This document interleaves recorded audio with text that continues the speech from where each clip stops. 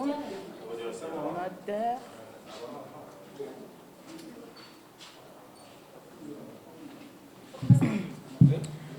C'est bon?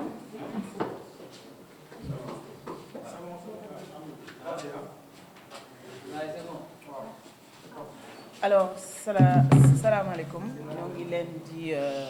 nuyu di leen remercier déjà ci présence bi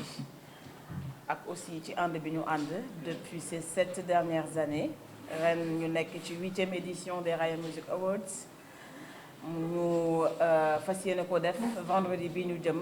muy le 11 novembre 2022 fële ca Magic Land. defe naa yéen ñi yàgg a ñëw ci raaya bi xam ngeen un peu le staff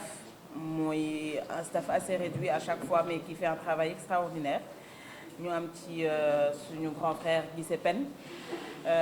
Souleymane Ndiaye raaya baa ngi bëgg a lagu sax Souleymane Ndiaye di promoteur u Raaya Music Awards bi ak Momo ak man mii di Mamito donc ça fait donc comme ni ñu ko waxee ren ñu ngi préparer la 8e édition mu am un peu d'évolution qu'on ñu koy saluer di ko rafetlu bu baax a baax bala ñuy sori damay jox kàddu gi Souleymane comme ça mu ñëw un peu ci détails yi nga xamante ne nii war ngeen ko mën a xam en tant que presse li nga xamante ne nii moo ci bees ak li nga xamante ni aussi moom la ñu prévoir def comme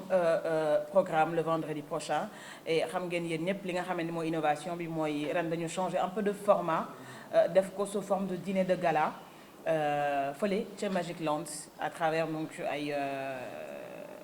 dîner bu am solo suivi d'un programme ak nomination yeeg trophée yi ñu war a joxe ak une soirée qui sera clôturée par Yoro Ndiaye Souleymane. di nuyu presse bi yëpp ku ci nekk dina jox sa wàccuwaay leen wax ni comme ni ñu koy liggéeyee chaque année gis nañu taxawaay bi bon comme ni ñu koy waxee chaque année déjà Mamito a fait la présentation ren ñuy préparé suñu 8e édition Raaya Music Awards mu nekk l'événement phare de la musique sénégalaise ba tax na ren ñu am ci innovation de taille bu mag comme ni ñu ko daan defee sous forme de concert et tout ça ren ñu changé ko indi ko beneen formule bu bees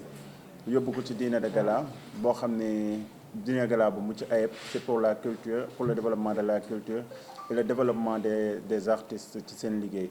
ba tax na tey jii ñu gërëm leen yéen ñëpp ci seen teewaay di leen wax ni nag Raaya comme ni ñu ko daan defee chaque année yi yëpp dañ doon am ay catégories yemale ko ci Sénégal un peu partout ci différentes catégories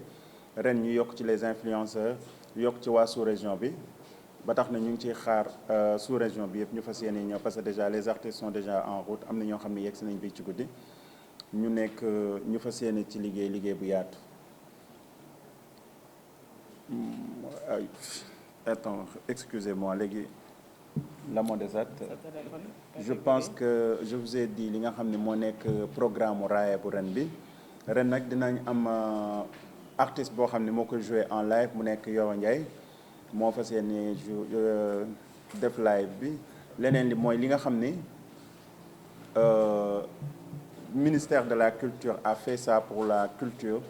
en général comme ni mu daan def toujours doon nañu appuyer mais ren dafa nekk benn appui bu extraordinaire parce que il nous a appuyé mais aussi il va appuyer les lauréats yi nga xam ne dañu leen nominer sur les différentes catégories ci kaw loolu noonu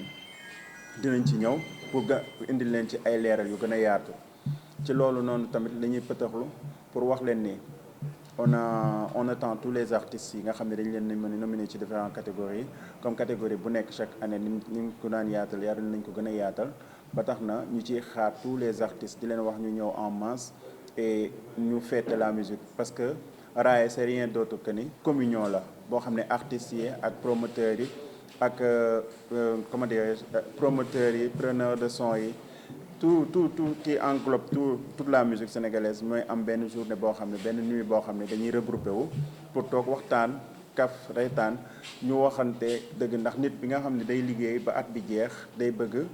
mu am récompense même nit ki nga xam ne da ngay liggéey sax bu année bi jeexee da ngay bëgg ñun la merci et sur ce ñu jàpp ci ñun ni artistes yi seen liggéey dafa yaatu et chaque année day gën a yaatu ba pare day gën a développé ñu fas leen rendre hommage sargal leen jox leen ñoom ñëpp ay trophées parce que képp koo xam ne rek nominé nañ la ci Raaya Music Awards même ñi ñu nominé wul sax parce que on ne peut pas nominer tout le monde ñoom ñëpp dañu am mérite ba tax na dañ leen di féliciter encore une fois les artistes et surtout la culture sénégalaise nga xam ni Sénégal bu ñuy wax Sénégal culture moo tax ñu xam ko au niveau international comme au niveau national aussi ndax avant ñuy am yenn ressources minières yi et tout ça culture lan daan jaayee suñu Sénégal ba tax na tey ji bu ñu demee ba àdduna bi yëpp xam Sénégal mooy suñu culture bi ñu leen ciy gërëm te ànd ci ak ñoom fas yéene leen delloo njukkal delloo leen guddi gi nga xam ne ñoom ñoo ko moom ndax sans ñoom ñun duñu liggéey mais sans ñun tamit ñoom duñu liggéey ndax ñun li ñu leen di jox mooy nekk ci seen CV ba fu ñu dem ci àdduna bi mën ko présenter ñooñu noonu ñu mën a xam ci li ñu liggéey ci seen réew. Je vous remercie. Alors peut-être juste on va revenir ci li nga xamante ni yéen aussi xam ngeen ko mooy comment ça se passe au niveau des nominations. xam ngeen les différentes catégories su ngeen ko laajee on pourra vous les lister mais aussi que catégorie yooyu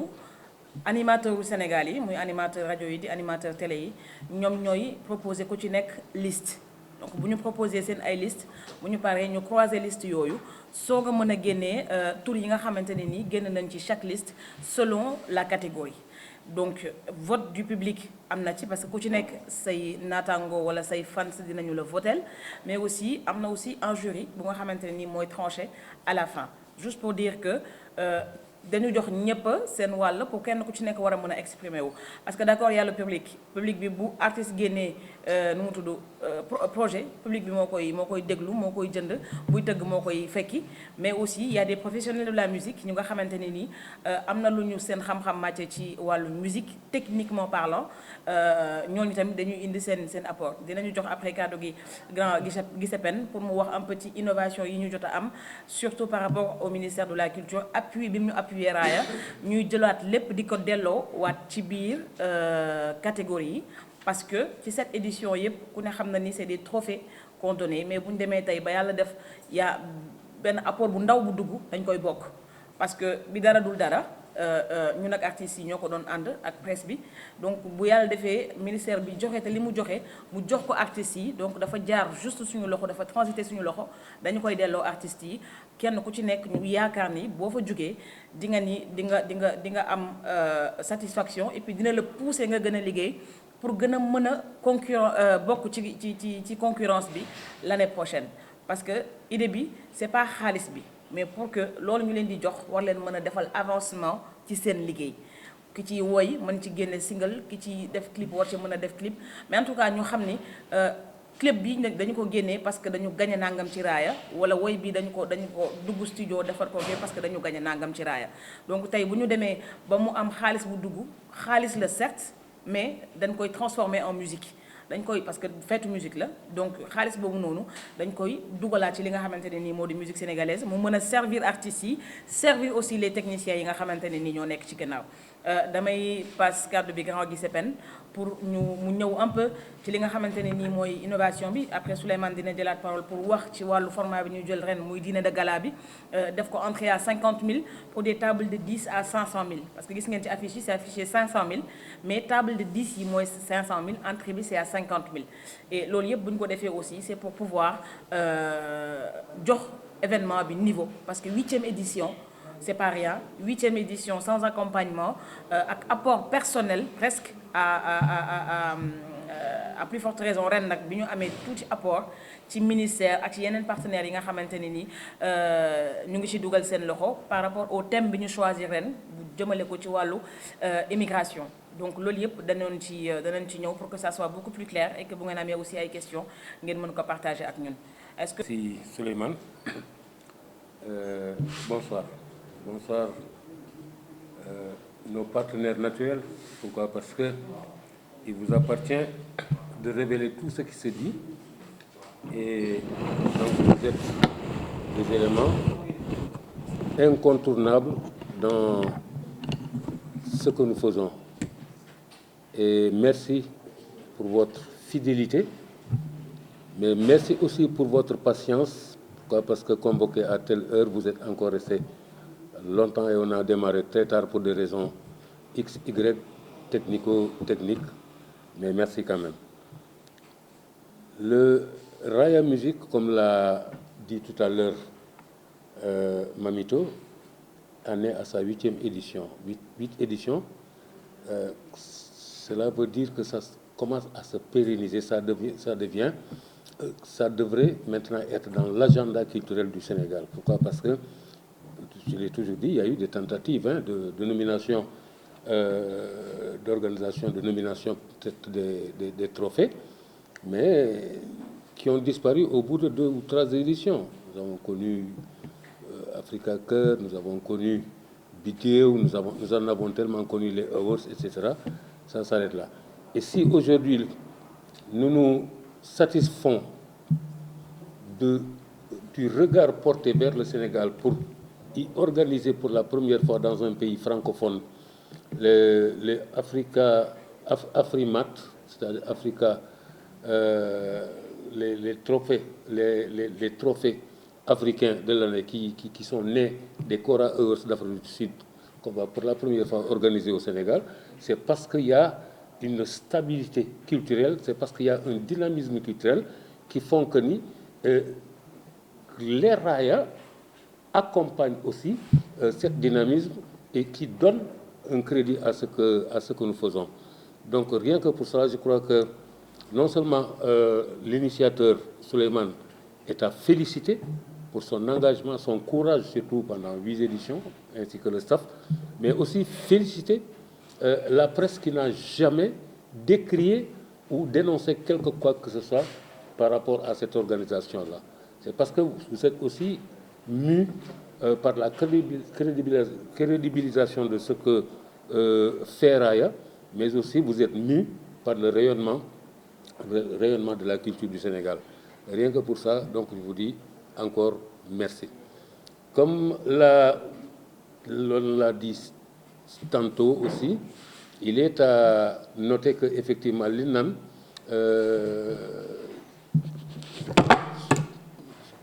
ku nekk ci dëgg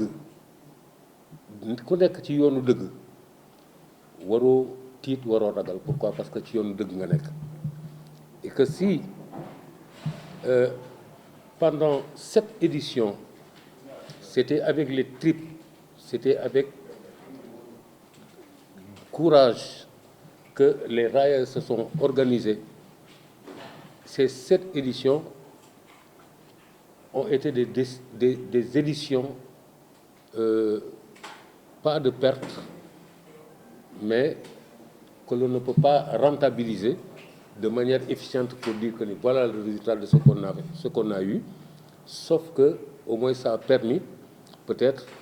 de générer une dynamique en sachant qu'il y a cette organisation-là et de révéler aussi des artistes qui aujourd'hui font brillamment leur chemin, à l'image de Djeila, à l'image de Djeba, à l'image d'autres artistes, Bastoum, etc., qui aujourd'hui occupent les premières places de la scène du paysage musical sénégalais. Donc rien que pour ça, je crois que c'est ce courage peut-être qui a animé Souleymane jusqu'à ce qu'on en soit à la 8e édition, qui j'espère, dans quelques années, je serai peut-être là, à la 20e édition, pour vous dire encore merci. Voilà. Donc, des innovations, certes. Pourquoi? Parce que c'était souvent dans des espaces, à l'image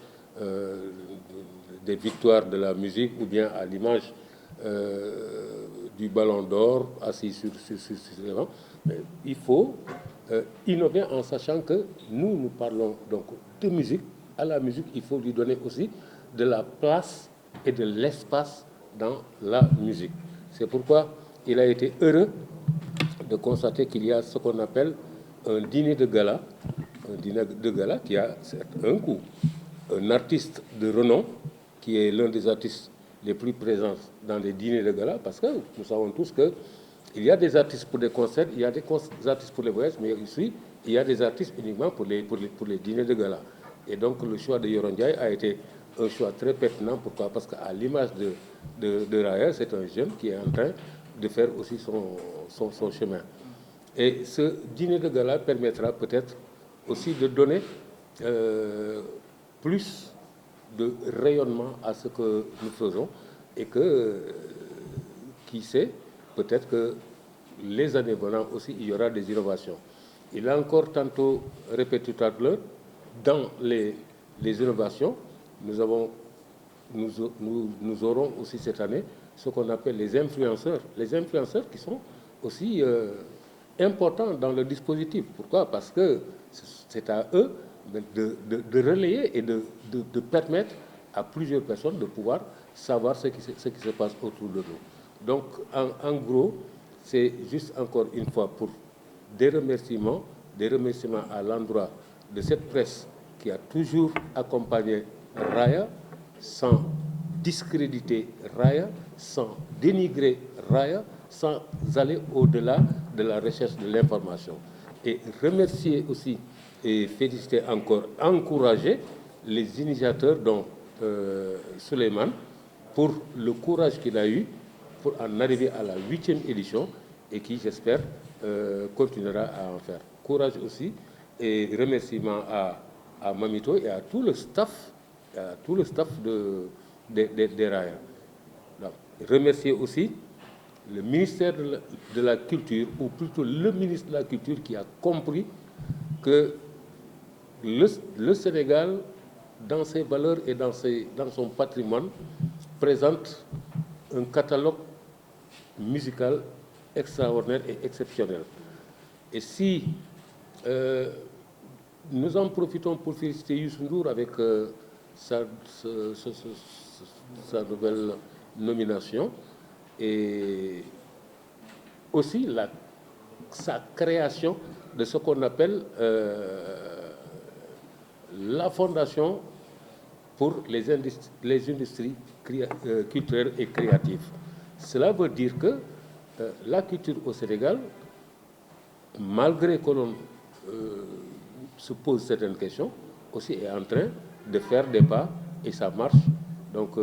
à part ça, voilà, donc je vais vous retourner la parole. Et bon, maintenant, entre les questions et les réponses, vous aurez, je crois que toutes les réponses que vous attendez. Je vous remercie. Ok, d'abord maa ngi nuyu ñëpp am mbégte d'abord ci teew fii fekk fii Grand Guissé Mamito fekk fii Souleymane ak organisateurs yi nga xamante ne bi ñooy collaborer ak moom vraiment am mbégte lool di encourager aussi ak di support Raya Music Awards parce que c'est pas facile. Donc initiative la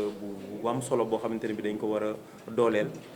pour que ñeneen aussi mën ci gis, parce que lépp lu nga xamante ne bi dafay dooleel musique di ñaax ñi nga xamante ne bi mooy les créateurs dafa doon loo xam dañ ko war a di encourager. Donc voilà, su fekkente ne bii nag bu fekkente ne bi ren yàlla dafa dogal ñu tànn ma pour ma war a bokk ci ñi nar a animé ak taaral bis bi, day nekk lu may rafetlu lool. Vraiment maa ngi leen di gërëm ci choix bi nga xamante ne bii porté nañ ko ci sama modeste personne, di ñaan yàlla def ndam ci bis bi. Vraiment man aussi je ferai sama kéemtalaay kàttan pour que li ñuy xaar ci man aussi ma def ko nu mu gën a rafetee, parce que man en fait lii suma domaine la, muy dîner de gala ak ay soirée de gala. Man pratiquement loolu rek laa xam, pratiquement mooy domaine bi mooy ëpp lu may yëngu. La preuve bii moo nar a nekk 3e fois ci mois bi boo xam te ni moom lay animé. Donc mbir la moo xam ne ci côté boobu moom nañ ci dalal seen xel, dinañ ci def lañ ci war a def incha allah musicalement bu soobee yàlla. waaw mais ça dépend rek, ñun comme nee naa la lu ñu xam la.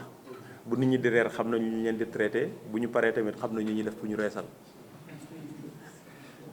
Voilà, merci.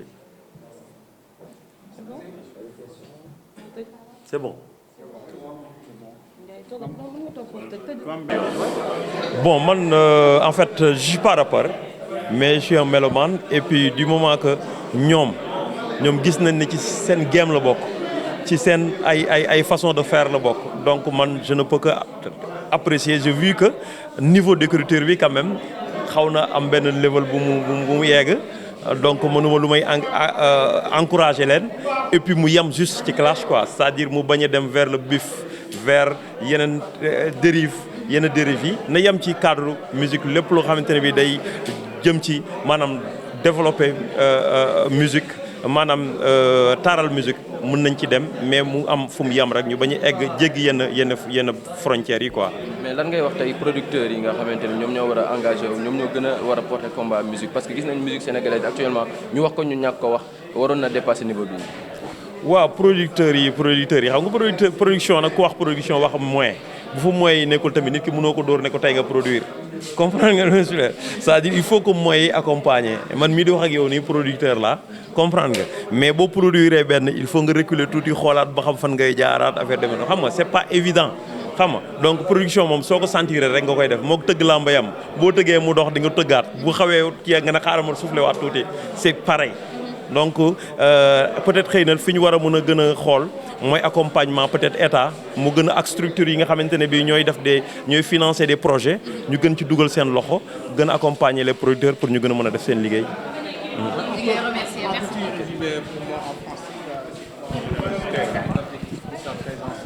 Ici dans cette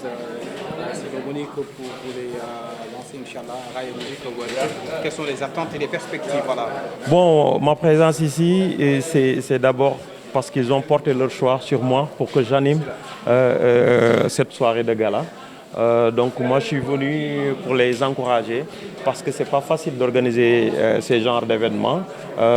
C'est les motiver pour que d'autres puissent suivre et aller dans le même sillage. Parce que tous qui viennent pour apporter quelque chose, pour encourager la créativité, donc moi je suis avec eux. Donc c'est une motivation en tout cas ma présence ici.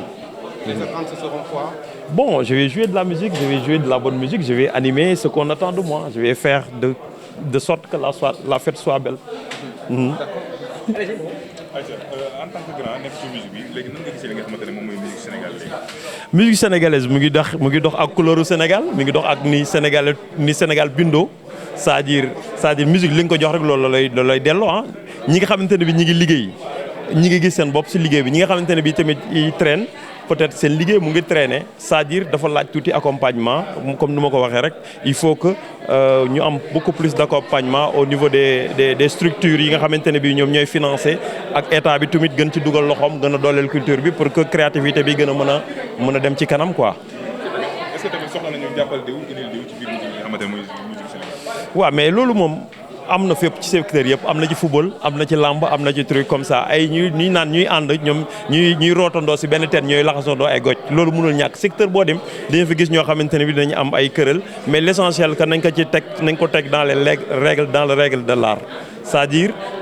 concurrence day am tout le temps ci fépp foo dem mais am na ñoom Youssou Ndour dañu leen daan dégg di dégg Omar Pène di dégg fans yi ñooy créer loolu mais ñoom ci seen biir ku nekk xam nga sa bopp ku nekk respect rek nga amel sa bopp sa morom. Donc je crois que bu ñu demee noonu rek te bañ a jéggi vraiment les bornes je crois que affaire bi dina dem ci kanam quoi en tout cas. waaw. nan nga gisee Raaya Musique première édition ñu tànn la yow yaay doon artiste bi nga xam ne yaay def live bi y a autant d'artistes yu nekk fii Sénégal ñu ne Grand Yoro moom mooy ñëw def live bi selon toi ban liggéey moo nekk ci ginnaaw ba ñu war a tànn Yoro Ndiaye pour mu ñëw def live bi. non mais du dara parce que man quand même am na lu ma def fii ci musique bi am na ay at yu ma ci commencé def am naa ci expérience te bu ñu demee bay organiser soirée de gala c'est normal que xel dem ci man parce que li ëpp ci lu may jouer ci ay soirée de gala lay doon genre formule boobu lay faral di def quoi donc automatiquement c'est normal que nit yi xalaat ma bu ñuy def lu mel noonu donc de leneen du question liggéey am na ñu ma dàq musique peut-être xëy na am na ñu ma ci jiitu am na ñu ma ëpp expérience tey man la peut-être suba keneen la c'est aussi simple que ça. Sénégalaise mi ngi commencé am ay nomination africaine. gis nañ récemment Sidi Diop gis nañ aussi des artistes comme Wally Ballago Seck ñu commencé di leen nominer niveau Afrique yow selon toi xale yi yenn touche la ñu war a mën a gën a indi pour am ay nomination côté international yow mën na la ci xaar ci yeneen artistes yoo xam ne aussi ñu ngi fii ci Sénégal. yàlla na jëm kanam nañu gën a ubbi musique bi rek c'est-à-dire ñu xam nañ peut-être li nga xamante ne mooy limatu musique sénégalaise yéen jéego la ñu war a def pour ubbi ko pour que ñeneen ñi mën ci gis seen bopp pour que ñu mën a concurrencer ak ñooñu. Inch'Allah. Ça va. Merci.